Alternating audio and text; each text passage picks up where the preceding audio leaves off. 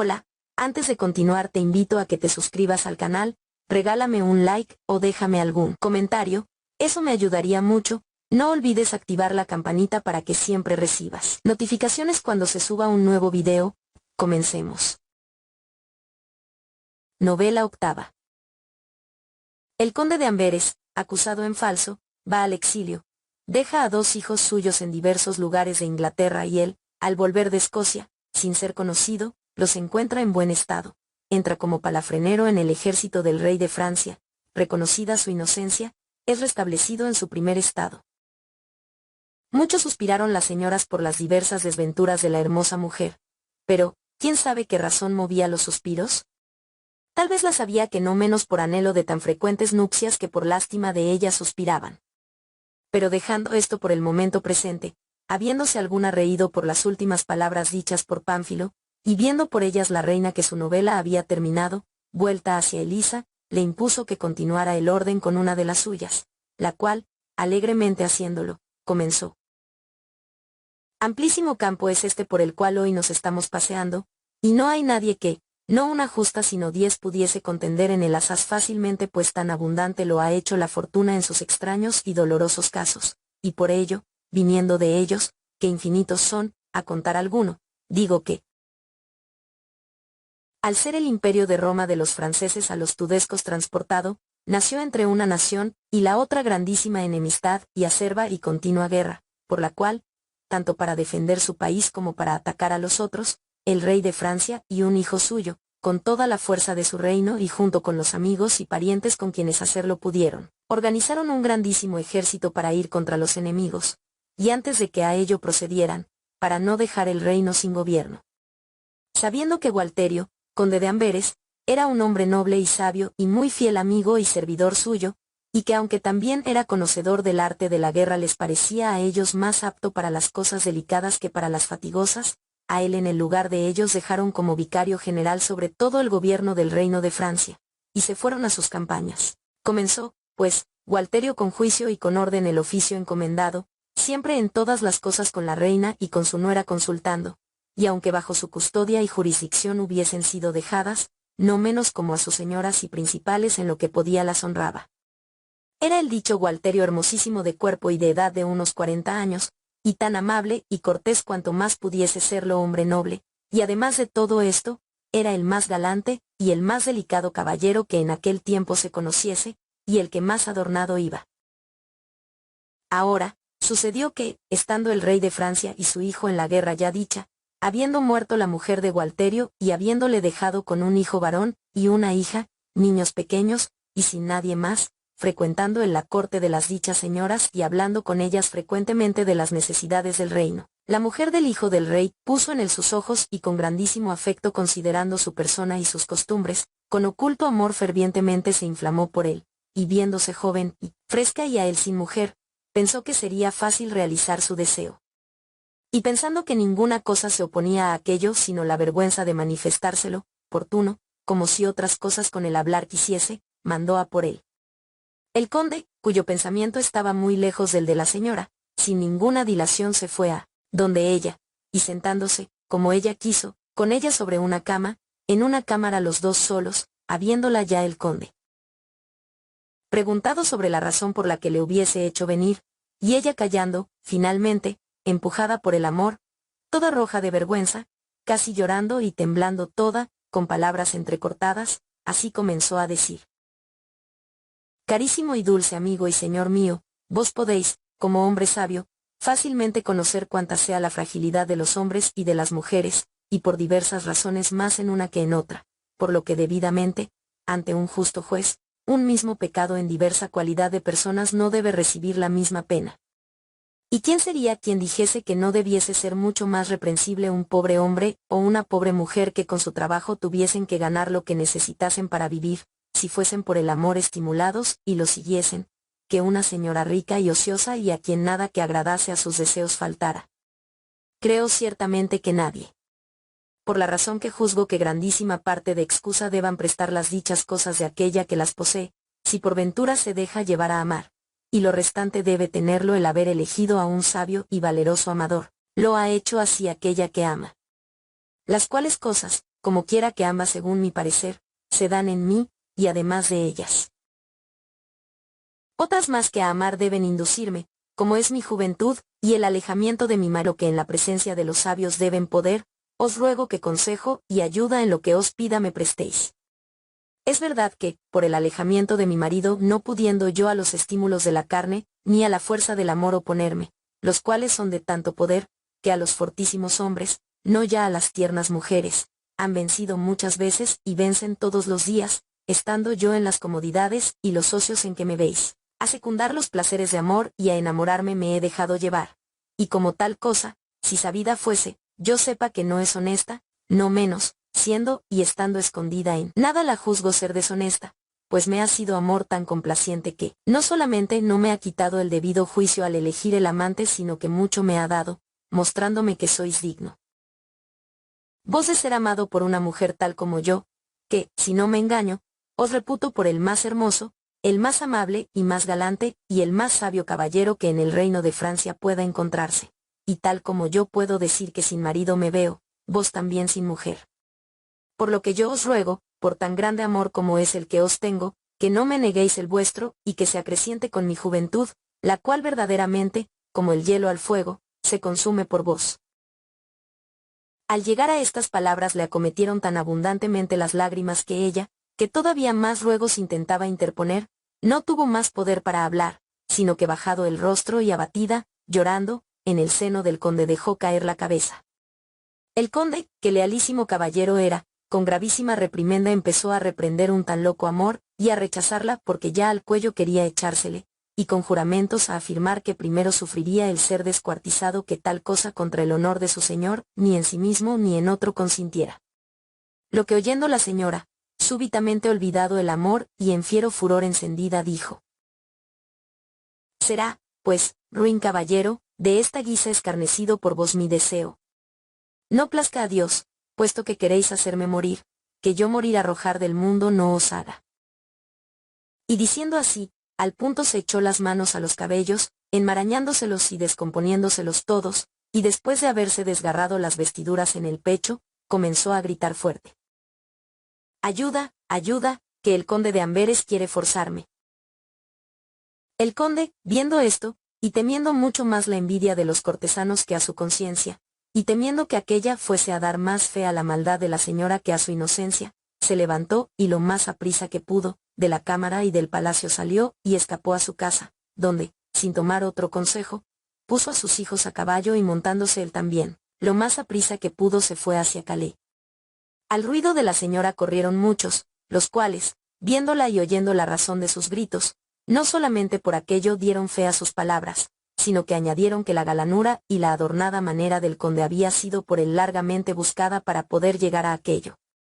Se corrió, pues, con furia a los palacios del conde para arrestarlo, pero no encontrándole a él, primero lo saquearon todos y luego hasta los cimientos los hicieron derribar. La noticia, tan torpe como se contaba, llegó en las huestes al rey y al hijo, los cuales, muy airados, a perpetuo exilio a él y a sus descendientes condenaron, grandísimos dones prometiendo a quien vivo o muerto se lo llevase. El conde, pesaroso de que, de inocente, al huir, se había hecho culpable, llegado sin darse a conocer o ser conocido, con sus hijos a Calais, prestamente pasó a Inglaterra y en pobres vestidos fue hacia Londres, donde antes de entrar, con muchas palabras adoctrinó a los dos pequeños hijos suyos, y máximamente en dos cosas. Primera, que pacientemente soportasen el estado pobre al que sin culpa de ellos la fortuna, junto con él, les había llevado, y luego que con toda prudencia se guardasen de manifestar a nadie de dónde eran ni hijos de quién, si amaban la vida. Era el hijo, llamado Luigi, de unos 9 años, y la hija, que tenía por nombre Violante, tenía unos 7, los cuales, según lo que permitía su tierna edad, muy bien comprendieron la lección del padre, y en las obras lo mostraron después. Y para que aquello mejor pudiese hacerse le pareció deber cambiarles los nombres, y lo hizo así, y llamó al varón Perotto y Jenette a la niña, y llegados a Londres con pobres vestidos, del modo que vemos hacer a los pordioseros franceses, se dieron a andar pidiendo limosna. Y estando por acaso en tal ocupación una mañana en una iglesia, sucedió que una gran dama, que era mujer de uno de los mariscales del rey de Inglaterra, al salir de la iglesia, vio al conde y a sus 2 hijitos que limosna pedían, al que preguntó de dónde era y si suyos eran aquellos 2 niños. A quien repuso que él era de picardía y que, por un delito de un hijo mayor, había tenido que hacerse vagabundo con aquellos 2 que suyos eran. La dama, que era piadosa, puso los ojos en la muchacha y le gustó mucho porque hermosa y gentil y agraciada era, y dijo: «Buen hombre, si te contentase dejar aquí conmigo a esta hijita tuya, porque buen aspecto tiene, la enseñaré de buena gana, y si se hace mujer virtuosa la casaré en el tiempo que sea conveniente de manera que estará bien». Al conde mucho le plugo esta petición, y prestamente repuso que sí, y con lágrimas se la dio y recomendó mucho. Y habiendo así colocado a la hija y sabiendo bien a quién, deliberó no quedarse allí, y pidiendo limosna atravesó la isla y con Perocto llegó a Gales no sin gran fatiga, como quien a andar a pie no está acostumbrado. Allí había otro de los mariscales del rey, que gran estado y muchos servidores tenía, en cuya corte el conde alguna vez, él y el hijo, para tener de qué comer, muchos se detenían. Y estando en ella algún hijo del dicho mariscal, y otros muchachos de gente noble, y jugando a algunos juegos de muchachos como de correr y de saltar, Perocto comenzó a mezclarse con ellos y a hacerlo tan diestramente, o más, que cualquiera de los otros hiciese alguna de las pruebas que entre ellos se hacían. Lo que viendo alguna vez el mariscal, y gustándole mucho la manera y los modos del muchacho, preguntó que quién fuese. Le fue dicho que era hijo de un pobre hombre que alguna vez por limosna venía allá adentro. Al cual el mariscal se lo hizo pedir y el conde, como quien a Dios otra cosa no rogaba, libremente se lo concedió, por mucho disgusto que le causase separarse de él. Teniendo, pues, el conde el hijo y la hija colocados, pensó que más no quería quedarse en Inglaterra, sino que como mejor pudo se pasó a Irlanda, y llegado a Stamford, con un caballero de un conde campesino se colocó como criado, todas aquellas cosas haciendo que a un criado o a un palafrenero pueden convenir, y allí sin ser nunca por nadie conocido, con asaz disgusto y fatiga se quedó largo tiempo.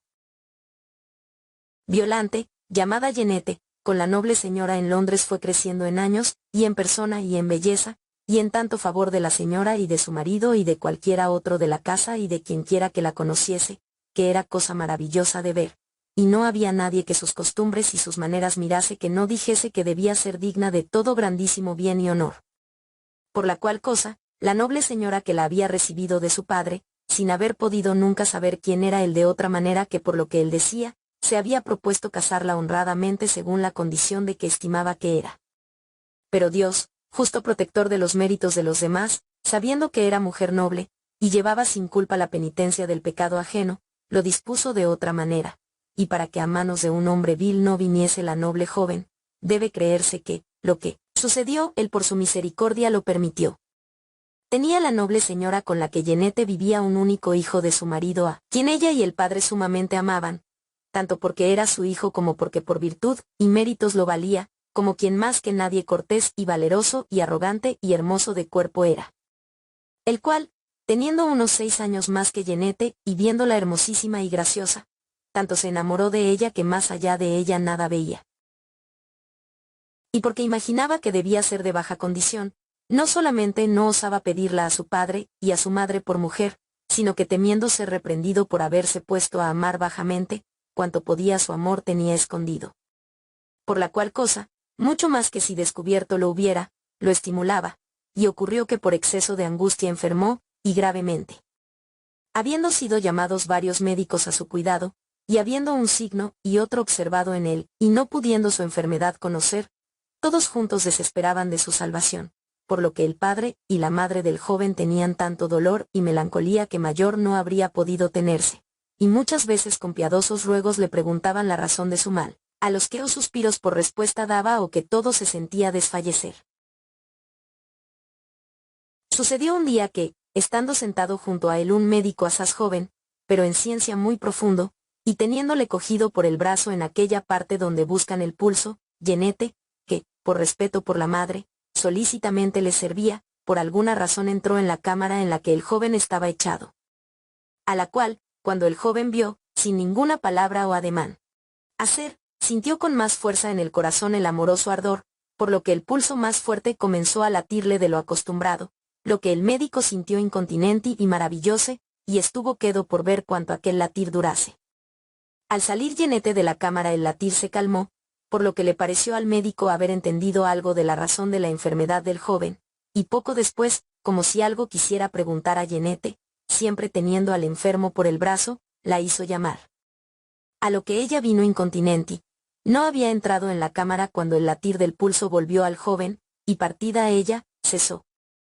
Con lo que, pareciendo al médico tener plena certeza, levantóse y llevando aparte al padre y a la madre del joven, les dijo: La salud de vuestro hijo no en los remedios de los médicos, sino en las manos de Yenete está, a la cual, tal como he conocido manifiestamente por ciertos signos, el joven ama ardientemente aunque ella no se haya dado cuenta por lo que yo veo. Sabéis ya lo que tenéis que hacer si su vida os es querida. El noble señor y su mujer, oyendo esto, se pusieron contentos en cuanto algún modo se encontraba para su salvación, aunque mucho les pesase que lo que temían fuera aquello, esto es, tener que dar a Yenete a su hijo por esposa. Ellos, pues, partido el médico, se fueron al enfermo, y díjole la señora así: Hijo mío, no habría yo creído nunca que me escondieses algún deseo tuyo, y especialmente viéndote, por no tenerlo, desfallecer, por lo que debías estar cierto, y debes, que nada hay que por contentarte hacer pudiese, aunque menos que honesto fuera, que como por mí misma no lo hiciese. Pero pues que lo has hecho así ha sucedido que nuestro Señor se ha compadecido de ti más que tú mismo, y para que de esta enfermedad no te mueras me ha mostrado la razón de tu mal, que no es otra cosa que un excesivo amor que sientes por alguna joven, sea quien sea ella. Y en verdad, de manifestar esto no deberías avergonzarte porque tu edad lo pide, y si no estuvieras enamorado yo te tendría en bastante poco. Por lo que, hijo mío, no te escondas de mí sino que con confianza descúbreme todo tu deseo, y la melancolía y el pensamiento que tienes y del que esta enfermedad procede, arrójalos fuera, y consuélate y persuádete de que nada habrá por satisfacción tuya, que tú me impongas. Que yo no haga si está en mi poder, como quien más te ama que a la vida mía. Desecha la vergüenza y el temor, y dime si puedo por tu amor hacer algo, y si no encuentras que sea solícita en ello y logre tal efecto tenme por la más cruel madre que ha parido un hijo. El joven, oyendo las palabras de la madre, primero se avergonzó, luego, pensando que nadie mejor que ella podría satisfacer su placer, desechada la vergüenza, le dijo así: Madama, nada me ha hecho teneros escondido mi amor sino haberme apercibido de que la mayoría de las personas, después de que entran en años, de haber sido jóvenes no quieren acordarse. Pero pues que en esto os veo discreta, no solamente no negaré que es verdad aquello de que os habéis apercibido, sino que os haré manifiesto de quién, con tal condición de que el efecto siga a vuestra promesa en todo cuanto esté en vuestro poder, y así podréis sanarme. A lo que la señora, confiando demasiado en que debía suceder en la forma en que ella misma pensaba, libremente repuso que con confianza su pecho le abriese, que ella sin tardanza alguna se pondría a actuar para que él su placer tuviera.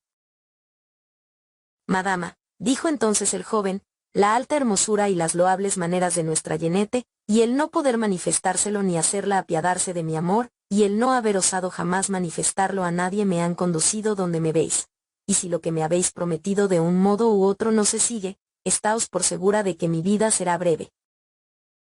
La señora, a quien más parecía momento aquel de consuelo que de reprensiones, sonriendo dijo: Ay, hijo mío, así que por esto te has dejado enfermar. Consuélate y déjame a mí hacer, pues curado serás. El joven, lleno de esperanza, en brevísimo tiempo mostró signos de grandísima mejoría, por lo que la señora, muy contenta, se dispuso a intentar el modo en que pudiera cumplirse lo que prometido le había, y llamando un día a Yenete, con bromas y asaz discretamente le preguntó si tenía algún amador. Yenete, toda colorada, repuso: Madama, a una doncella pobre y echada de su casa, como soy yo, y que está al servicio ajeno, como hago yo, no se le pide ni le está bien servir a amor. Pues si no lo tenéis, queremos veras uno, con el que contenta viváis, y más os deleitéis con vuestra beldad, porque no es conveniente que tan hermosa damisela como vos sois esté sin amante. A lo que Yenete repuso: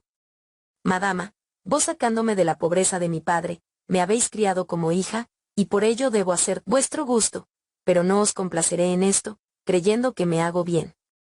Si os place darme marido, A él entiendo amar pero no a otro, porque si de la herencia de mis abuelos nada me ha quedado sino la honra, entiendo guardarla y observarla cuanto mi vida dure. Estas palabras parecieron a la señora muy contrarias a lo que quería conseguir para cumplir la promesa hecha a su hijo, aunque, como mujer discreta, mucho estimase en su interior a la doncella, y dijo: ¿Cómo, Yenete, si monseñor el rey, que es joven caballero, y tú eres hermosísima doncella, buscase en tu amor algún placer, se lo negarías? Y ella súbitamente le respondió: Forzarme podría el rey, pero nunca con mi consentimiento, sino lo que fuera honesto, podría tener. La dama, comprendiendo cuál fuese su ánimo, dejó de hablar y pensó ponerla a prueba, y le dijo a su hijo que, en cuanto estuviera curado, la haría ir con él a una cámara, y que él se ingeniase en conseguir de ella su placer, diciendo que le parecía deshonesto, a guisa de alcahueta, hablar por el hijo y rogar a su doncella. Con lo que el joven no estuvo contento en ninguna guisa y de súbito empeoró gravemente, lo que viendo la señora, manifestó su intención a Yenete, pero, encontrándola más constante que nunca, contando a su marido lo que había hecho, aunque duro les pareciese, de mutuo consentimiento deliberaron dársela por esposa, queriendo mejor a su hijo vivo con mujer que no le correspondía que muerto sin ninguna, y así, luego de muchas historias, lo hicieron. Con lo que Yenete estuvo muy contenta y con piadoso corazón agradeció a Dios que no la había olvidado, pero con todo, no dijo nunca que era sino hija de un picardo. El joven curó y celebró las nupcias más contento que ningún otro hombre, y empezó a darse buena vida con ella. Perotto, que se había quedado en Gales con el mariscal del rey de Inglaterra, igualmente creciendo halló la gracia de su señor, y se hizo hermosísimo de persona y gallardo cuanto cualquiera otro que hubiese en la isla, tanto que ni en los torneos ni en las justas ni en cualquier otro hecho de armas había nadie en el país que valiese lo que él, por lo que por todos, que le llamaban Perotto el Picardo, era conocido y famoso. Y así como Dios no había olvidado a su hermana, así demostró igualmente tenerlo a él en el pensamiento, porque, sobrevenida en aquella comarca una pestilente mortandad, a la mitad de la gente se llevó consigo, sin contar que grandísima parte de los que quedaron huyeron, por miedo, a otras comarcas, por lo que el país todo parecía abandonado. En la cual mortandad el mariscal su señor, y su mujer, y un hijo suyo y otros muchos hermanos y sobrinos y parientes todos murieron, y no quedó sino una doncella ya en edad de casarse, y con algunos otros servidores Perotto. Al cual, cesada un tanto la pestilencia, la doncella, porque era hombre honrado y valeroso, con placer y con el consejo de algunos campesinos que habían quedado vivos, por marido lo tomó, y de todo aquello que a ella por herencia le había correspondido, le hizo señor. Y poco tiempo pasó hasta que, enterándose el rey de Inglaterra de que el mariscal había muerto, y conociendo el valor de Perotto el Picardo, en el lugar del que muerto había lo puso, y lo hizo mariscal suyo. Y así, en breve, fue de los dos hijos del conde de Amberes, dejados por él como perdidos. Ya había pasado el año 18 desde que el conde de Amberes, huyendo, se había ido de París cuando, habitante de Irlanda él, habiendo, en una vida asaz mísera, sufrido muchas cosas, viéndose ya viejo, le vino el deseo de saber, si pudiese, lo que hubiera sucedido con sus hijos. Por lo que, por completo en el aspecto que Soler tenía viéndose cambiado, y sintiéndose por el mucho ejercicio más fuerte de cuerpo de lo que era cuando joven viviendo en el ocio, partió, asaz pobre y mal vestido, de donde largamente había estado, y se fue a Inglaterra, y allá donde a Perotto había dejado se fue, y encontró que éste era mariscal y gran señor, y lo vio sano y fuerte y hermoso en su aspecto, lo que le agradó mucho, pero no quiso darse a conocer hasta que hubiera sabido que había sido de Yenete. Por lo que, poniéndose en camino, no descansó hasta llegar a Londres, y allí preguntando cautamente por la señora a quien había dejado su hija por su estado, encontró a Yenete mujer del hijo, lo que mucho le plugo, y todas sus adversidades pretéritas reputó por pequeñas puesto que vivos había encontrado a sus hijos y en buen estado.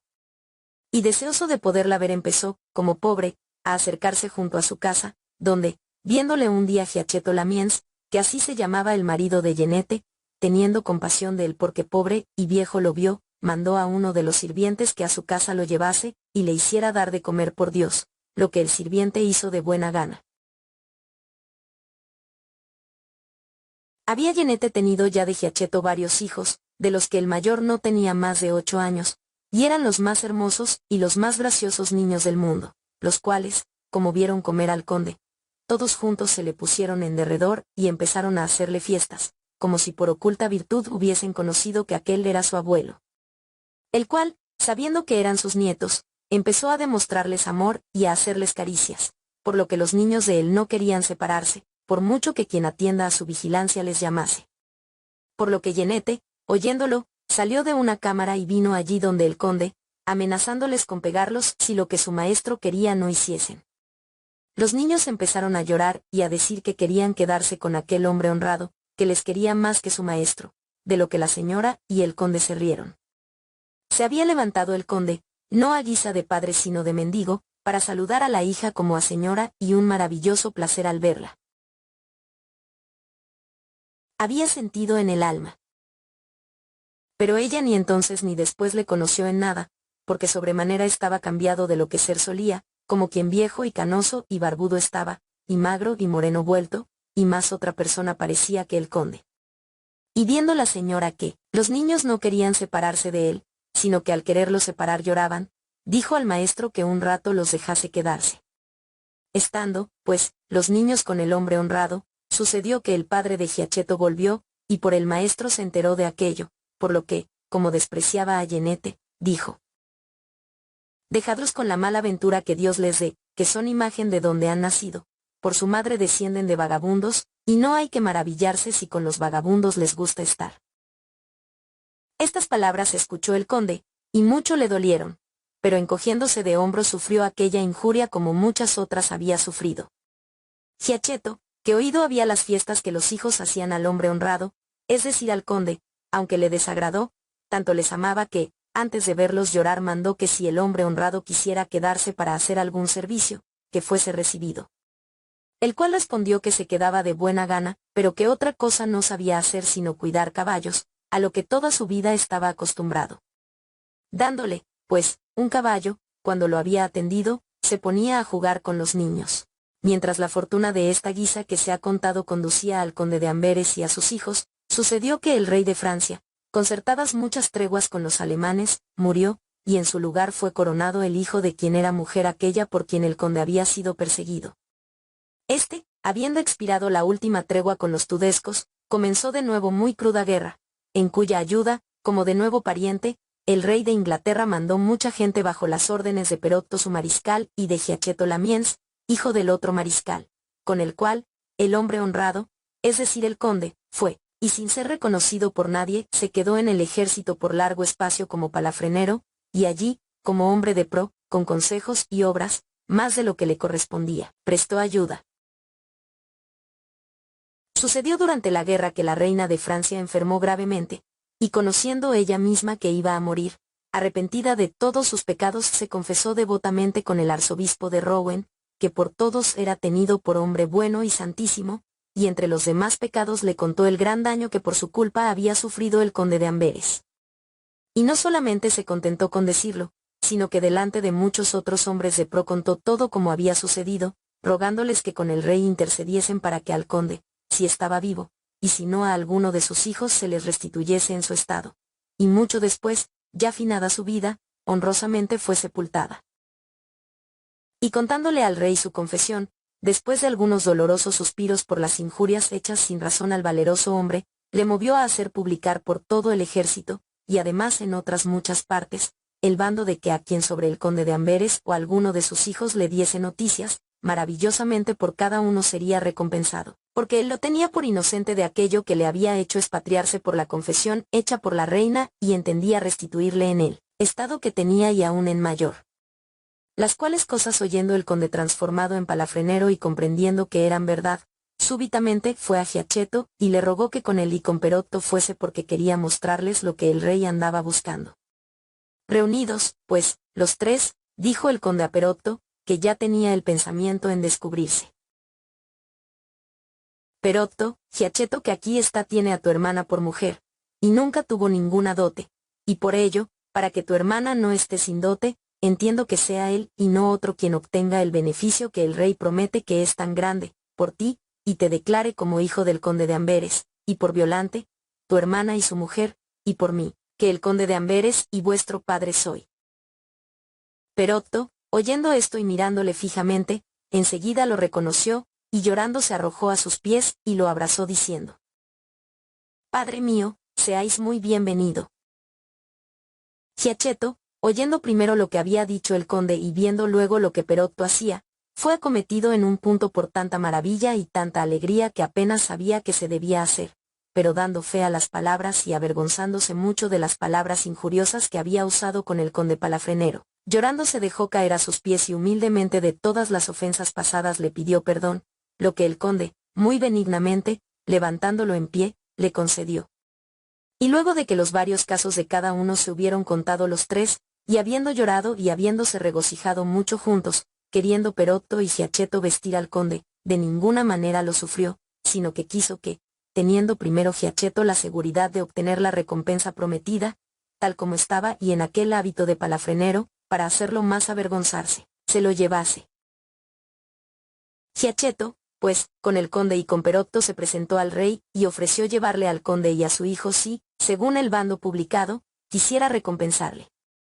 El rey prestamente hizo traer una maravillosa recompensa ante los ojos de Giacchetto y mandó que se la llevase si con verdad le mostraba, como prometía, al conde y a sus hijos. Giacchetto entonces, retrocediendo y haciendo poner delante de él al conde su palafrenero y a Perotto dijo: Monseñor, he aquí al padre y al hijo, la hija, que es mi mujer, y no está aquí, pronto vendrá con la ayuda de Dios. El rey, oyendo aquello, miró al conde, y por muy cambiado que estuviera de lo que ser solía, sin embargo luego de haberlo mirado un tanto lo reconoció, y con lágrimas en los ojos a él, que arrodillado estaba, le hizo poner en pie, y lo abrazó y lo besó.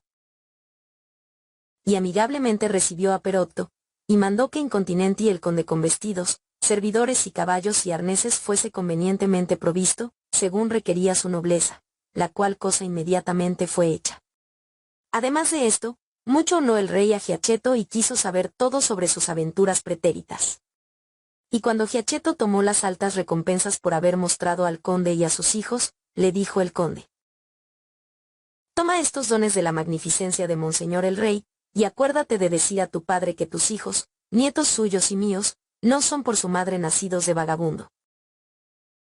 Giacchetto tomó los dones e hizo venir a París a su mujer y a su suegra. Vino la mujer de Perotto, y allí en grandísima fiesta estuvieron con el conde, al cual el rey había restituido todos sus bienes y le había hecho más de lo que antes fuese. Después, cada uno con su venia se volvió a su casa, y él hasta la muerte vivió en París con más honor que nunca. Novela novena. Bernabó de Génova, engañado por Ambrogiolo, pierde lo suyo y manda matar a su mujer, inocente. Esta se salva, y en hábito de hombre, sirve al sultán, encuentra al engañador y conduce a Bernabó a Alejandría donde, castigado el engañador, volviendo a tomar hábito de mujer, con el marido y ricos vuelven a Génova. Habiendo Elisa con su lastimera historia cumplido su deber, la reina Filomena, que hermosa y alta de estatura era, más que ninguna otra amable y sonriente de rostro, recogiéndose en sí misma dijo: El pacto hecho con Dioneo debe ser respetado y así, no quedando más que él y que yo por novelar, diré yo mi historia primero y él, como lo pidió por merced, será el último que la diga. Y dicho esto, así comenzó. Se suele decir frecuentemente entre la gente común el proverbio de que el burlador es a su vez burlado, lo que no parece que pueda demostrarse que es verdad mediante ninguna explicación sino por los casos que suceden. Y por ello, sin abandonar el asunto propuesto, me ha venido el deseo de demostraros al mismo tiempo que esto es tal como se dice, y no os será desagradable haberlo oído, para que de los engañadores os sepáis guardar.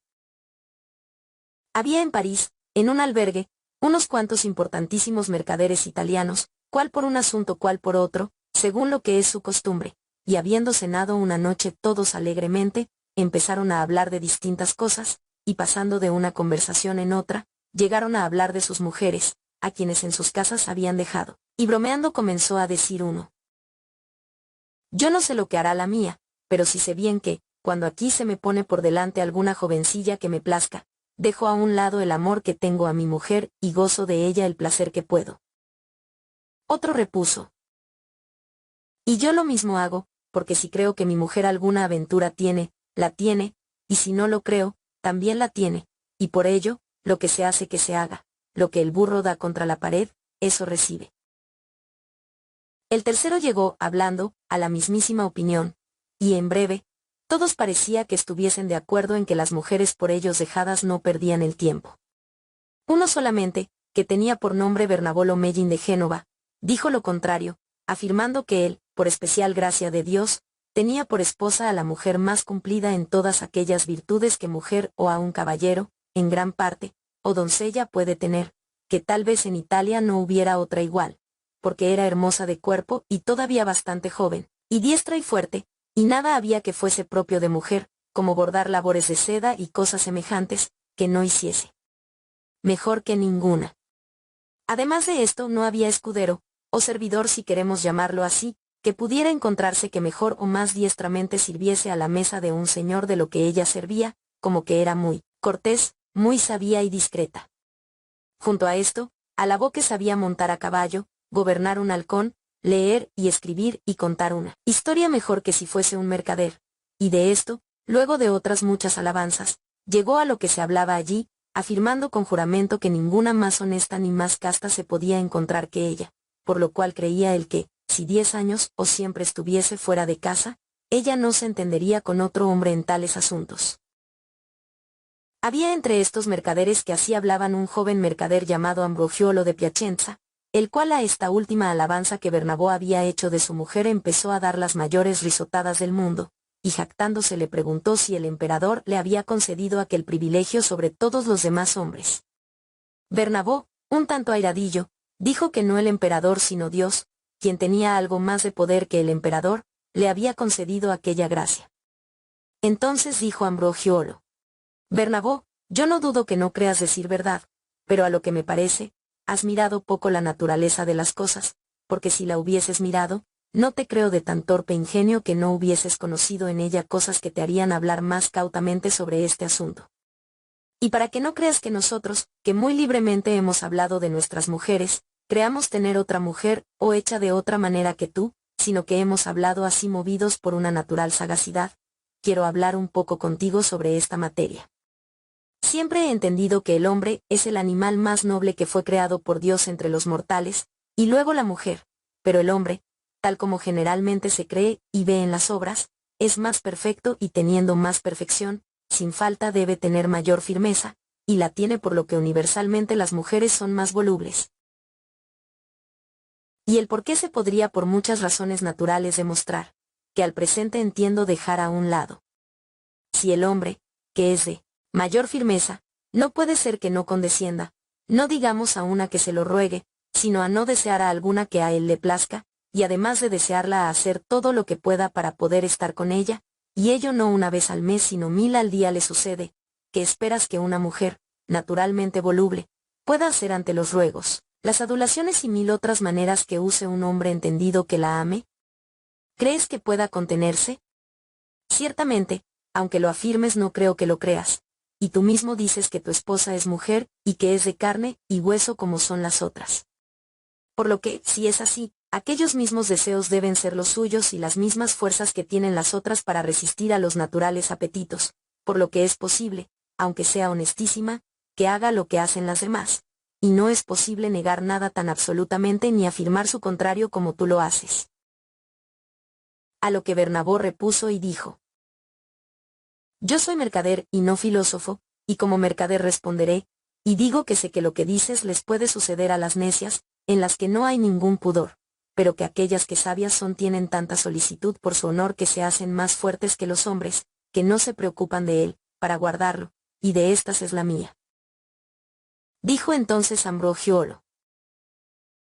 Verdaderamente si por cada vez que se diesen en tales asuntos les creciese un cuerno en la frente, que diese testimonio de lo que habían hecho, creo yo que pocas habría que se diesen, pero como el cuerno no nace, no se les nota a las que son discretas ni pisada ni huella, y la vergüenza y en deshonor no están sino en las cosas manifiestas, por lo que, cuando pueden ocultamente las hacen, o las dejan por necedad.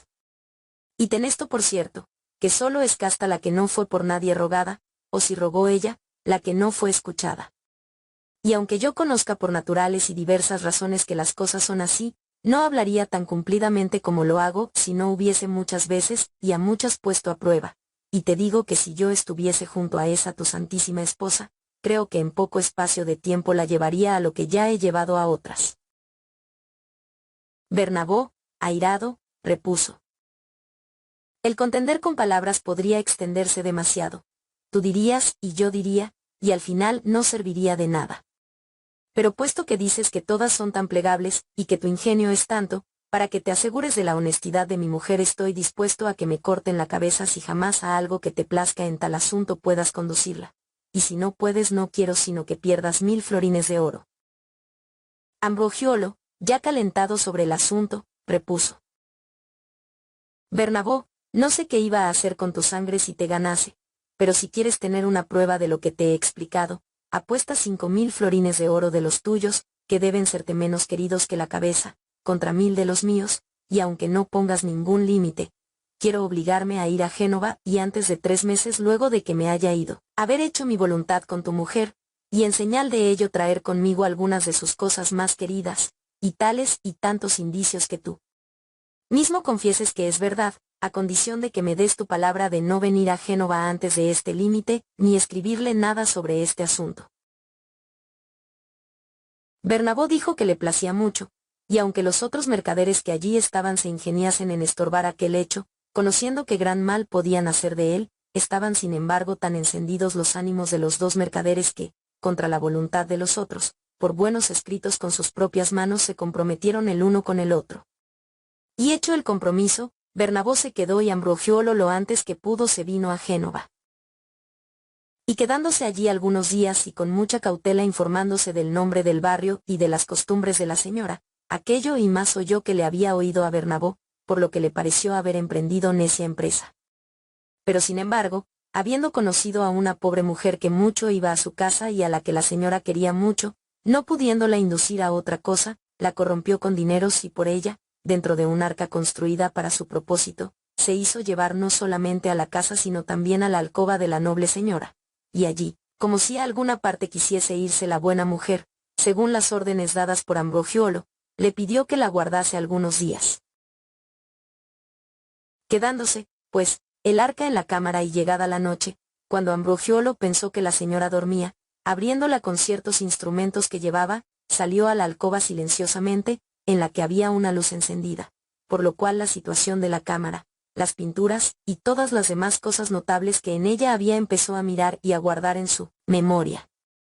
Luego, aproximándose a la cama y viendo que la señora y una muchachita que con ella estaba dormían profundamente, despacio la descubrió toda y vio que era tan hermosa desnuda como vestida, y ninguna señal para poder contarla le vio fuera de una que tenía en la teta izquierda, que era un lunar alrededor del cual había algunos pelillos rubios como el oro, y visto esto, calladamente la volvió a tapar, aunque, viéndola tan hermosa, las ganas le dieron de aventurar su vida y acostársele al lado.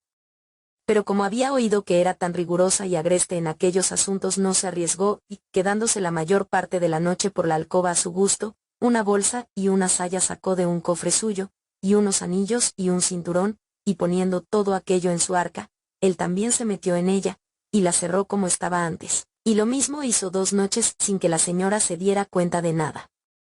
Llegado el tercer día, según la orden dada, la buena mujer volvió a por su arca, y se la llevó allí de donde la había traído, saliendo de la cual Ambrogiolo y contentando a la mujer según le había prometido, lo antes que pudo con aquellas cosas se volvió a París antes del término que se había puesto. Allí, llamando a los mercaderes que habían estado presentes a las palabras y a las apuestas, estando presente Bernabó dijo que había ganado la apuesta que había hecho, puesto que había logrado aquello de lo que se había gloriado, y de que ello era verdad. Primeramente dibujó la forma de la alcoba y las pinturas que en ella había, y luego mostró las cosas de ella que se había llevado consigo, afirmando que se las había dado. Confesó Bernabó que tal era la cámara como decía y que, además, reconocía que aquellas cosas verdaderamente habían sido de su mujer, pero dijo que había podido por algunos de los criados de la casa saber las características de la alcoba y del mismo modo haber conseguido las cosas, por lo que, si no decía nada más, no le parecía que aquello bastase para darse por ganador. Por lo que Ambrogiolo dijo: en verdad que esto debía bastar, pero como quieres que diga algo más, lo diré. Te digo que la señora Ginebra, tu mujer, tiene debajo de la teta izquierda un lunar grandecillo, alrededor del cual hay unos pelillos rubios como el oro. Cuando Bernabó oyó esto, le pareció que le habían hundido un cuchillo en el corazón, tal dolor sintió, y con el rostro demudado, aún sin decir palabra, dio señales asaz manifiestas de ser verdad lo que Ambrogiolo decía, y después de un poco dijo: Señores, lo que dice Ambrogiolo es verdad, y por ello, habiendo ganado, que venga cuando le plazca y será pagado. Y así fue al día siguiente Ambrogiolo enteramente pagado, y Bernabó, saliendo de París, con crueles designios contra su mujer, hacia Génova se vino. Y acercándose allí, no quiso entrar en ella sino que se quedó a unas 20 millas en una de sus posesiones, y a un servidor suyo, de quien mucho se fiaba, con 2 caballos y con sus cartas mandó a Génova, escribiéndole a la señora que había vuelto y que viniera a su encuentro. Al cual servidor secretamente le ordenó que, cuando estuviese con la señora en el lugar que mejor le pareciese, sin falta la matase y volviese a donde estaba él.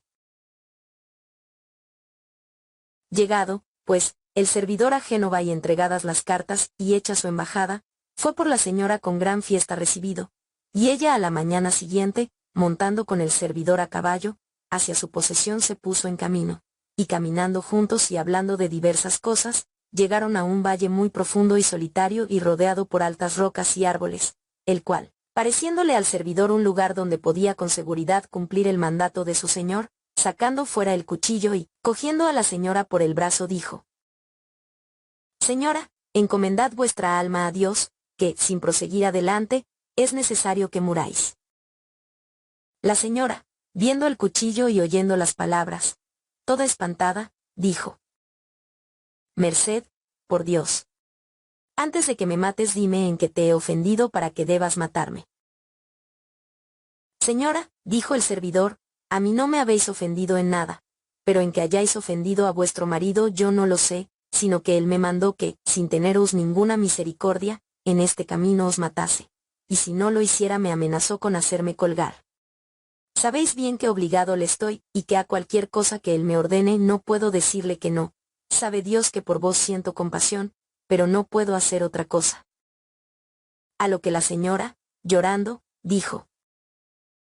Ay, merced por Dios, no quieras convertirte en homicida de quien no te ofendió por servir a otro. Dios, que todo lo sabe, sabe que no hice nunca nada por lo cual deba recibir tal pago de mi marido. Pero dejemos ahora esto. Puedes, si quieres, a la vez agradar a Dios, a tu Señor y a mí de esta manera, que cojas estas ropas mías, y dame solamente tu jubón y una capa, y con ellas vuelve a tu Señor y el mío y dile que me has matado. Y te juro por la salvación que me hayas dado que me alejaré, y me iré a algún lugar donde nunca ni a ti ni a él en estas comarcas llegará noticia de mí.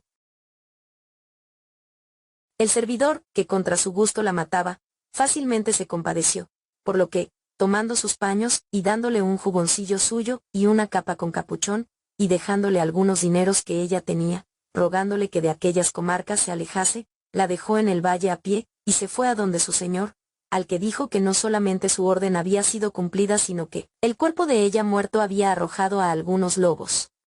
Bernabó, luego de algún tiempo, se volvió a Génova, cuando se supo lo que había hecho, muy recriminado fue. La señora, quedándose sola y desconsolada, al venir la noche, disimulándose lo mejor que pudo fue a una aldehuela vecina de allí, y allí, comprándole a una vieja lo que necesitaba, arregló el jubón a su medida, y lo acortó, y se hizo con su camisa un par de calzas y cortándose los cabellos y disfrazándose toda de marinero, hacia el mar se fue, donde por ventura encontró a un noble catalán cuyo nombre era Señor Encarar, que de una nave suya, que estaba algo alejada de allí, había bajado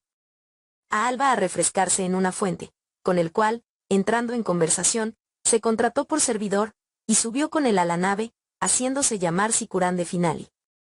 Allí, con mejores paños vestido con atavío de gentilhombre, lo empezó a servir tan bien y tan capazmente que sobremanera le agradó. Sucedió no mucho tiempo de entonces que este catalán con su carga navegó a Alejandría y llevó al sultán ciertos halcones peregrinos, y se los regaló, y habiéndole el sultán invitado a comer alguna vez y vistas las maneras de Sicurán que siempre a atenderle iba, y agradándole, se lo pidió al catalán, y éste, aunque duro le pareció, se lo dejó.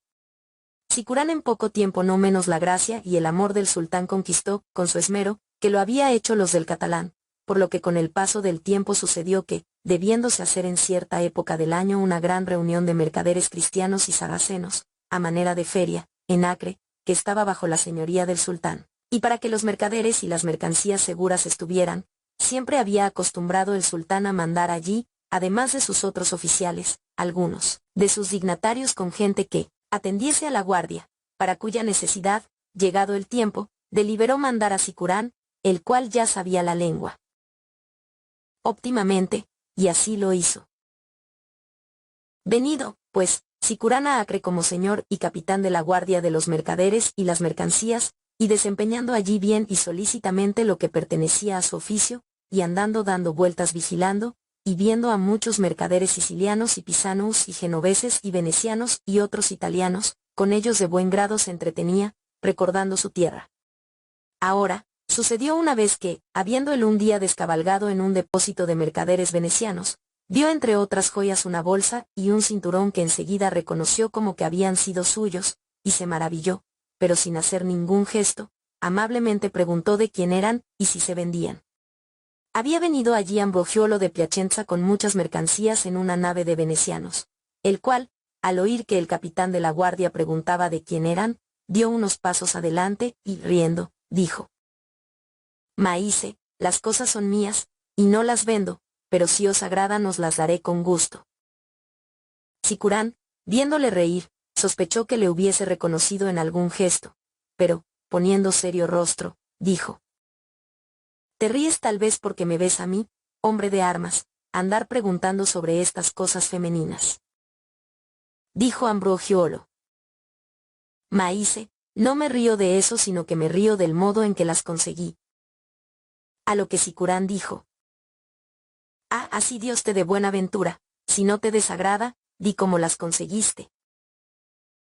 Maíce, dijo Ambrogio, me las dio con alguna otra cosa una noble señora de Génova llamada señora Ginebra, mujer de Bernabó Mellin, una noche que me acosté con ella, y me rogó que por su amor las guardase. Ahora, me río porque me he acordado de la necedad de Bernabó, que fue de tanta locura que apostó 5.000 florines de oro contra mí a que su mujer no se rendía a mi voluntad, lo que hice yo y vencí la apuesta. Y él, a quien más por su brutalidad debía castigarse que a ella por haber hecho lo que todas las mujeres hacen, volviendo de París a Génova, según lo he oído, la hizo matar. Sicurán, al oír esto, pronto comprendió cuál había sido la razón de la ira de Bernabó contra ella y claramente conoció que éste era el causante de todo su mal, y determinó en su interior no dejarlo seguir impune. Hizo ver, pues, Sicurán haber gustado mucho de esta historia y arteramente trabó con él una estrecha familiaridad, tanto que, por sus consejos, Ambrogio, terminada la feria, con él y con todas sus cosas se fue a Alejandría, donde Sicurán le hizo hacer un depósito y le entregó bastantes de sus dineros, por lo que él, viéndose sacar gran provecho, se quedaba de buena gana.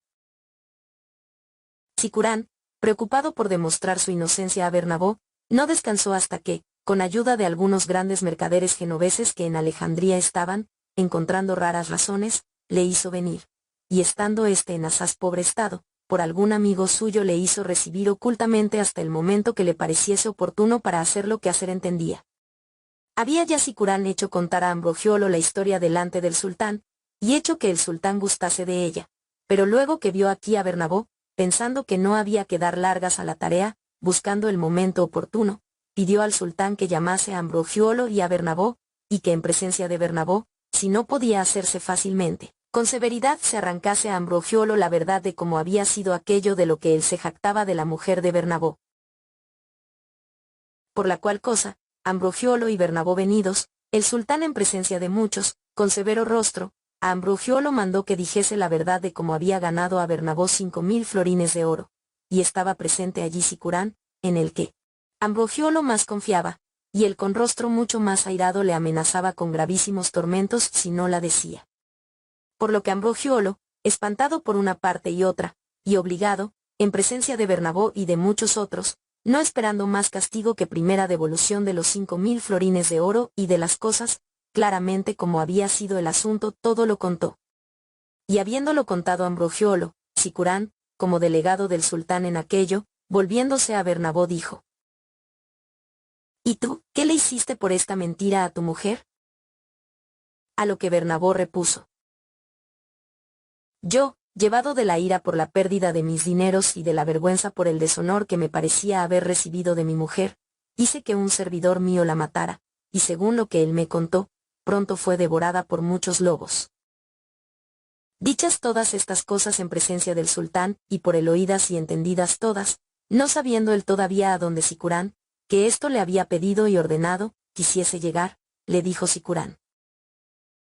Señor mío, asaz claramente podéis conocer cuanto aquella buena señora pueda gloriarse del amante y del marido, porque el amante en un punto la priva del honor manchando con mentiras su fama y aparta de ella al marido, y el marido, más crédulo de las falsedades ajenas que de la verdad que él por larga experiencia podía conocer, la hace matar y comer por los lobos, y además de esto, es tanto el cariño y el amor que el amigo y el marido uno tienen que, estando largo tiempo con ella, ninguno la conoce.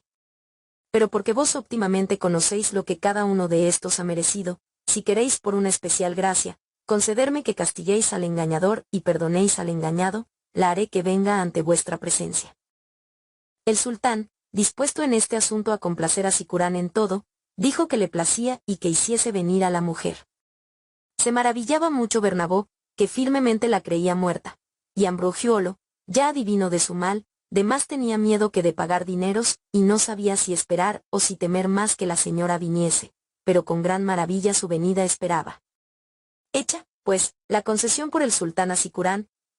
llorando y arrojándose de rodillas ante el sultán, en un punto abandonó la masculina voz y el querer parecer varón, y dijo: Señor mío, yo soy la mísera y desventurada Ginebra, que 6 años llevo rodando disfrazada de hombre por el mundo, por este traidor Ambrogiolo falsamente y criminalmente infamada, y por este cruel e inicuo hombre entregada a la muerte a manos de su criado y a ser comida por los lobos. Y rasgándose los vestidos y mostrando el pecho, que era mujer al sultán, y a todos los demás hizo evidente, volviéndose luego a Ambrogiolo, preguntándole con injurias cuándo, según se jactaba, se había acostado con ella. El cual, ya reconociéndola y mudo de vergüenza, no decía nada. El sultán, que siempre por hombre la había tenido, viendo y oyendo esto, tanto se maravilló que más creía ser sueño que verdad aquello que oía y veía. Pero después que el asombro pasó, conociendo la verdad, con suma alabanza la vida y la constancia y las costumbres y la virtud de Ginebra, hasta entonces llamada Sicurán, y haciéndole traer riquísimas vestiduras femeninas y damas que le hicieran compañía según la petición hecha por ella, a Bernabó perdonó la merecida muerte, el cual, reconociéndola, a los pies se le arrojó llorando y le pidió perdón, lo que ella, aunque mal fuese digno de él, benignamente le concedió, y le hizo levantarse tiernamente abrazándolo como a su marido. El sultán después mandó que incontinenti Ambrogiolo en algún lugar de la ciudad fuese atado al sol a un palo y untado de miel, y que de allí nunca, hasta que por sí mismo cayese, fuese quitado. Y así se hizo. Después de esto, mandó que lo que había sido de Ambrogiolo fuese dado a la señora, que no era tampoco que no valiera más de 10.000 doblas, y él, haciendo preparar una hermosísima fiesta, en ella a Bernabó como a marido de la señora Ginebra, y a la señora Ginebra como valerosísima mujer honró, y le dio, tanto en joyas como en vajilla de oro y de plata como en dineros, tanto que valió más de otras 10.000 doblas. Y haciendo preparar un barco para ellos, luego que terminó la fiesta que les hacía, les dio licencia para poder volver a Génova si quisieran, a donde riquísimos y con gran alegría volvieron, y con sumo honor fueron recibidos y especialmente la señora Ginebra, a quien todos creían muerta, y siempre de gran virtud y en mucho, mientras vivió, fue reputada. Ambrogiolo, el mismo día que fue atado al palo y untado de miel, con grandísima angustia suya por las moscas y por las avispas y por los tábanos, en los que aquel país es muy abundante, fue no solamente muerto sino devorado hasta los huesos, los que, blancos y colgando de sus tendones, por mucho tiempo después, sin ser movidos de allí, de su maldad fueron testimonio a cualquiera que los veía. Y así el burlador fue burlado. Novela 10. Paganín de Mónaco roba la mujer a Maese Rixiardo de Chinsica, el cual, sabiendo dónde está ella, va y se hace amigo de Paganín, le pide que se la devuelva y él, si ella quiere, se lo concede, ella no quiere volver con él, y muerto Maese Rixiardo, se casa con Paganín. Todos los de la honrada compañía alabaron por buena la historia contada por su reina, y mayormente Dioneo, el único a quien faltaba novelar por la presente jornada, el cual, luego de hacer muchas alabanzas de ella, dijo: Hermosas señoras, una parte de la historia de la reina me ha hecho mudar la opinión de contar una que tenía en el ánimo a decir otra, y es la bestialidad de Bernabó, aunque terminase bien, y de todos los demás que se dan a creer lo que él mostraba que creía. Es decir, que ellos, yendo por el mundo con esta y con aquella ahora una vez y ahora otra solazándose, se imaginan que las mujeres dejadas en casas estén de brazos cruzados, como si no supiésemos, quienes entre ellas nacemos y crecemos y estamos, qué es lo que les gusta.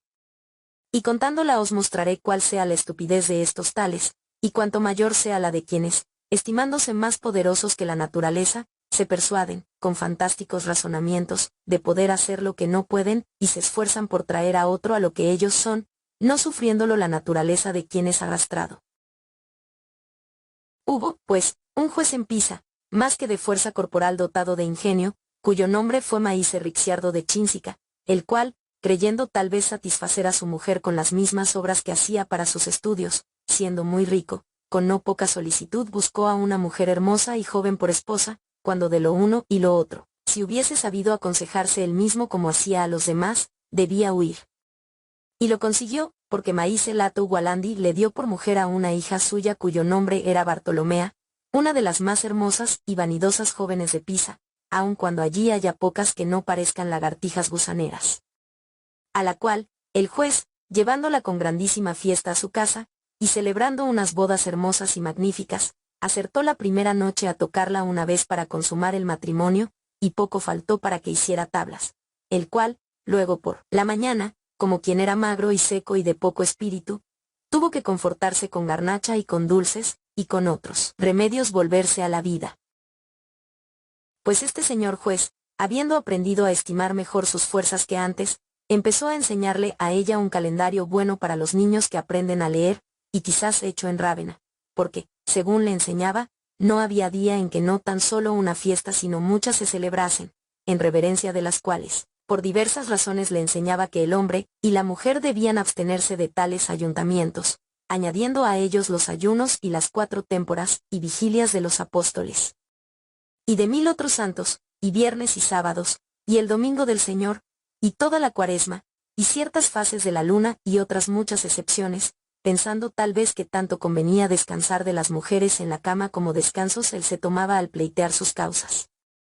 Y esta costumbre, no sin gran melancolía de la mujer, a quien tal vez tocaba una vez al mes, y apenas, por mucho tiempo mantuvo, siempre guardándola mucho, para que ningún otro fuera a enseñarle los días laborables tan bien como él le había enseñado las fiestas. Sucedió que, haciendo mucho calor, a Maíce Rixiardo le dieron ganas de ir a recrearse a una posesión suya muy hermosa cercana a Mantinaro, y allí, para tomar el aire, quedarse algunos días. Y llevó consigo a su hermosa mujer, y estando allí, por entretenerla un poco, mandó un día salir de pesca, y en 2 barquillas, él en una con los pescadores, y ella en otra con las otras mujeres, fueron a mirar, y sintiéndose a gusto, se adentraron en el mar unas cuantas millas casi sin darse cuenta. Y mientras estaban atentos mirando, de improviso una galera de Paganín de Mónaco, entonces muy famoso corsario, apareció, y vistas las barcas, se enderezó a ellas, y no pudieron tan pronto huir que Paganín no llegase a aquella en que iban las mujeres, en la cual viendo a la hermosa señora, sin querer otra cosa, viéndolo Maíce Rixiardo que estaba ya en tierra, subiéndola a ella a su galera, se fue. Viendo lo cual Maíce el juez, que era tan celoso que temía al aire mismo, no hay que preguntar si le pesó. Sin provecho se quejó, en Pisa y en otras partes, de la maldad de los corsarios, sin saber quién le había quitado a la mujer o dónde la había llevado. A Paganín, al verla tan hermosa, le pareció que había hecho un buen negocio, y no teniendo mujer pensó quedarse con ella siempre, y como lloraba mucho empezó a consolarla dulcemente.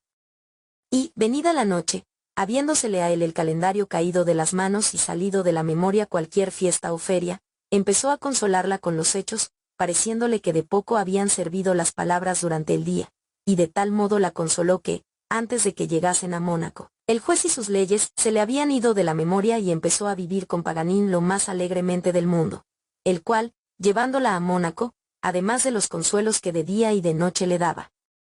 Honradamente como a su mujer la tenía. Después de cierto tiempo, llegando a los oídos de Maese Ricciardo donde estaba su mujer, con ardentísimo deseo, pensando que nadie sabía verdaderamente hacer lo que se necesitaba para aquello, se dispuso a ir él mismo, dispuesto a gastar en el rescate cualquier cantidad de dineros, y haciéndose a la mar, se fue a Mónaco, y allí la vio y ella a él, la cual por la tarde se lo dijo a Paganín e informó de sus intenciones. A la mañana siguiente, Maese Ricciardo, viendo a Paganín, se acercó a él y estableció con él en un momento gran familiaridad y amistad, fingiendo Paganín no reconocerlo y esperando a ver a dónde quería llegar. Por lo que, cuando pareció oportuno a Maese Ricciardo, como mejor supo y del modo más amable, descubrió la razón por la que había venido, rogándole que tomase lo que pluguiera y le devolviese a la mujer. A quien Paganín, con alegre rostro, repuso: Maese, sois bienvenido, y respondiéndoos brevemente, os digo, es verdad que tengo en casa a una joven que no sé si es vuestra mujer o de algún otro, porque a vos no os conozco, ni a ella tampoco sino en tanto en cuanto, conmigo ha estado algún tiempo. Si sois vos su marido, como decís, yo, como parecéis gentilhombre amable, os llevaré donde ella, y estoy seguro de que os reconocerá. Si ella dice que es como decís, y quiere irse con vos, por amor de vuestra amabilidad, me daréis de rescate por ella lo que vos mismo queráis. Si no fuera así, haríais una villanía en querérmela quitar porque yo soy joven y puedo tanto como otro tener una mujer, y especialmente ella que es la más agradable que he visto nunca. Dijo entonces Maese Ricciardo: por cierto que es mi mujer, y si me llevas donde ella esté, lo verás pronto, se me echará al cuello incontinenti, y por ello te pido que no sea de otra manera que como tú has pensado. Pues entonces, dijo Paganín, vamos. Fueron, pues, a la casa de Paganín, y, estando ella en una cámara suya, Paganín la hizo llamar. Y ella, vestida y dispuesta, salió de una cámara, y vino a donde Maese Ricciardo con Paganín estaba, e hizo tanto caso a Maese Ricciardo como lo hubiera hecho a cualquier otro forastero que con Paganín hubiera venido a su casa. Lo que viendo el juez, que esperaba ser recibido por ella con grandísima fiesta, se maravilló fuertemente, y empezó a decirse: tal vez la melancolía y el largo dolor que he pasado desde que la perdí me ha desfigurado tanto que no me reconoce. Por lo que le dijo: señora, caro me cuesta haberte llevado a pescar, porque un dolor semejante no sentí nunca al que he tenido desde que te perdí, y tú no pareces reconocerme, pues tan hurañamente me diriges la palabra. ¿No ves que soy tu Maese Ricciardo, venido aquí a pagarle lo que quiera a este gentilhombre en cuya casa estamos, para recuperarte y llevarte conmigo? Y él, su merced, por lo que quiera darle te devuelve a mí. La mujer, volviéndose a él, sonriéndose una pizquita, dijo: Maese, ¿me lo decís a mí? Mirad que no me hayáis tomado por otra porque yo no me acuerdo de haberos visto nunca. Dijo Maese Ricciardo: mira lo que dices, mírame bien, si bien te acuerdas bien verás que soy tu Maese Ricciardo de Chinchica. La señora dijo: Maese, perdonadme, puede que no sea a mí tan honesto miraros mucho como os imagináis, pero os he mirado lo bastante para saber que nunca jamás os he visto. Imaginóse Maese Ricciardo que hacía esto de no querer confesar en su presencia reconocerlo por temor a Paganín, por lo que, luego de algún tanto, pidió por merced a Paganín que le dejase hablar en una cámara a solas con ella. Paganín dijo que le placía a cambio de que no la besase contra su voluntad, y mandó a la mujer que fuese con él a la alcoba y escuchase lo que quisiera decirle, y le respondiera como quisiese. Yéndose, pues, a la alcoba solos la señora y Maese Ricciardo, en cuanto se sentaron, empezó Maese Ricciardo a decir: ah, corazón de mi cuerpo, dulce alma mía, esperanza mía, ¿no reconoces a tu Ricciardo que te ama más que a sí mismo? ¿Cómo puede ser? ¿Estoy tan desfigurado? Ah, bellos ojos míos, mírame un poco. La mujer se echó a reír y sin dejarlo seguir, dijo: bien sabéis que no soy tan desmemoriada que no sepa que sois Maese Ricciardo de Chinchica, mi marido, pero mientras estuve con vos mostrasteis conocerme muy mal, porque si erais sabio o lo sois, como queréis que de vos se piense, debíais haber tenido el conocimiento de ver que yo era joven y fresca y gallarda, y saber por consiguiente lo que las mujeres jóvenes piden, aunque no lo digan por vergüenza, además de vestir y comer, y lo que hacíais en eso bien lo sabéis. Y si os gustaba más el estudio de las leyes que la mujer, no debíais haberla tomado, aunque a mí me parezca que nunca fuisteis juez sino un pregonero de ferias y fiestas, también os las sabíais, y de ayunos y de vigilias. Y os digo que si tantas fiestas hubierais hecho guardar a los labradores que labraban vuestras tierras como hacíais guardar al que tenía que labrar mi pequeño huertecillo, nunca hubieseis recogido un grano de trigo. Me he doblegado a quien Dios ha querido, como piadoso defensor de mi juventud. Con quien me quedo en esta alcoba, donde no se sabe lo que son las fiestas, digo aquellas que vos, más devoto de Dios que de servir a las damas, tantas celebrabais, y nunca por esta puerta entraron sábados ni domingos ni vigilia ni 4 témporas ni cuaresma, que es tan larga, sino que de día y de noche se trabaja y se bate la lana, y desde que esta noche tocaron maitines, bien sé cómo anduvo el asunto más de una vez. Y así, entiendo quedarme con él y trabajar mientras sea joven, y las fiestas y las peregrinaciones y los ayunos esperar a hacerlos cuando sea vieja, y vos idos con buena ventura lo más pronto que podáis, y sin mí, guardad cuantas fiestas gustéis. Maese Ricciardo, oyendo estas palabras, sufría un dolor insoportable, dijo, luego que vio que callaba. Ah, dulce alma mía, ¿qué palabras son las que me has dicho? Pues no miras el honor de tus parientes y el tuyo. ¿Quieres de ahora en adelante quedarte aquí de barragana con este, y en pecado mortal, en lugar de en Pisa ser mi mujer? Cuando le hayas hartado, con gran vituperio tuyo te echará a la calle. Yo te tendré siempre amor y siempre, aunque yo no lo quisiera, serías el ama de mi casa. Debes por este apetito desordenado y deshonesto abandonar tu honor y a mí que te amo más que a mi vida. Ah, esperanza mía, no digáis eso, dignaos venir conmigo. Yo de aquí en adelante, puesto que conozco tu deseo, me esforzaré, pero, dulce bien mío, cambia de opinión y vente conmigo, que no he tenido ningún bien desde que me fuiste arrebatada. Y la mujer le respondió: por mi honor no creo que nadie, ahora que ya nada puede hacerse, se preocupe más que yo. Ojalá se hubieran preocupado mis parientes cuando me entregaron a vos. Y si ellos no lo hicieron por el mío, no entiendo yo hacerlo ahora por el de ellos. Y si ahora estoy en pecado mortero, alguna vez estaré en pecado masero. No os preocupéis más por mí. Y os digo más, que aquí me parece ser la mujer de Paganín, y en Pisa me parecía ser vuestra barragana, pensando que según las fases de la luna y las escuadras geométricas debíamos vos y yo ayuntar los planetas, mientras que Paganín toda la noche me tiene en brazos, y me aprieta y me muerde, y como me cuida dígalo Dios por mí. ¿Decís aún que os esforzaréis, y en qué? ¿En empatar en 3 basas y levantarla a palos? Ya veo que os habéis hecho un caballero de pro desde que no os he visto. Andad y esforzaos por vivir, que me parece que estáis a pensión, tan flacucho y delgado me parecéis. Y aún os digo más, que cuando me deje, lo que no me parece dispuesto, sea donde tenga que estar, no entiendo volver nunca con vos que, exprimiéndoos todo no podría hacerse con vos ni una escudilla de salsa, porque con grandísimo daño mío e interés y réditos allí estuve una vez, por lo que en otra parte buscaré mi pitanza. Lo que os digo es que no habrá fiesta ni vigilia donde entiendo quedarme, y por ello, lo antes que podáis, andaos con Dios, si no, gritaré que queréis forzarme.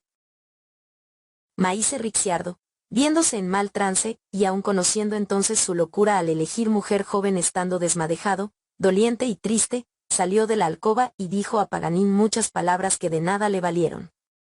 Y por último, sin haber conseguido nada, dejada la mujer, se volvió a Pisa, y en tal locura dio por el dolor que, yendo por Pisa, a quien le saludaba o le preguntaba algo, no respondía nada más que: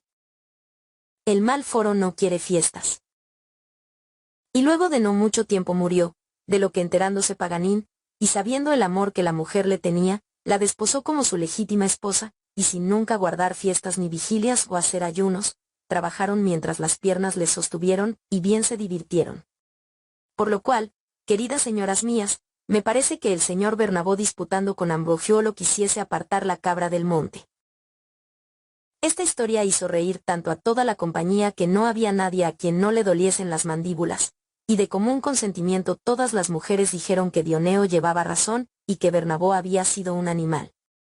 Pero luego que terminó la historia y las risas callaron, habiendo mirado la reina que la hora era ya tardía y que todos habían novelado, y el fin de su señorío había llegado, según el orden comenzado, quitándose la guirnalda de la cabeza, sobre la cabeza la puso de Neifile, diciendo con alegre gesto: «Ya, cara compañera, sea tuyo el gobierno de este pequeño pueblo», y volvió a sentarse.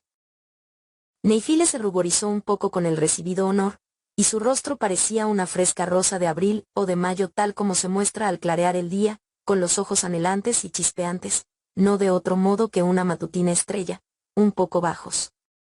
Pero luego que el cortés murmullo de los circunstantes, en el que su disposición favorable a la reina mostraban alegremente, se reposó y que ella recuperó el ánimo, sentándose un poco más alto de lo que acostumbraba, dijo: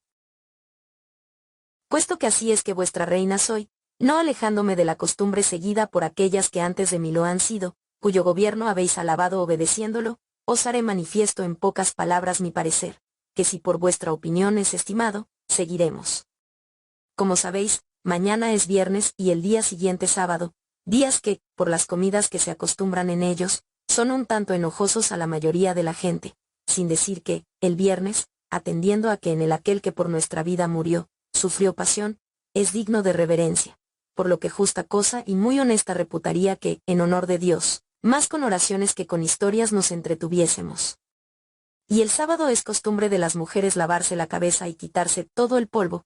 toda la suciedad que por el trabajo de la semana anterior se hubiese cogido, y también muchos acostumbran a ayunar, en reverencia a la Virgen Madre del Hijo de Dios, y de ahí en adelante, en honor del domingo siguiente, descansar de cualquier trabajo, por lo que, no pudiendo tan plenamente en esos días seguir el orden en el vivir que hemos adoptado, también estimo que estaría bien que esos días repongamos las historias.